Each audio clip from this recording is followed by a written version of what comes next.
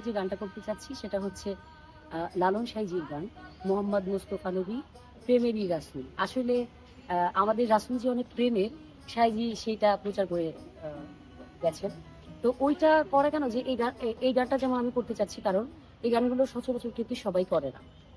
তো এইখানে আজকে আসছে, আমার মনে হয়েছে যে আনকমন কিছু একটা করা দরকার।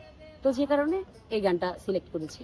আরেকটা হচ্ছে মনে মুখে আলাপ করে অতি গোপনে, এটা মনমোহন দত্তের একটা এটাও খুবই আনকমন গান। তো আমি আমি যেটা বলেছি আগে যে আনকমন গানগুলো কেন করতে চাওয়া, কারণ এখনকার যে ব্যাপারগুলো হয়েছে এই কথাটা আমি বিশেষ করে বলতে চাই। এখনকার আমরা যারা শিল্পী আছি বা সাইজির গান করি, তারা কিন্তু আসলে না গানটা ওইভাবে না শিখেই আগে করি। আর সবাই মানে আছে না যে গান বলতে যেমন বলছে সত্য বল সুপথে চলো ওরে আমার মন, এটা বলেই ওরা না পরে কি করতেছে, মিউজিকের সাথে নাচতেছে। ব্যাপারটা কিরকম হচ্ছে যে কথার সাথে কেমন জানি মিলতেছে না, কারণ সাইজি তো অন্য কিছু বলে গেছে, এটা তো আসলে নাচের কথা না।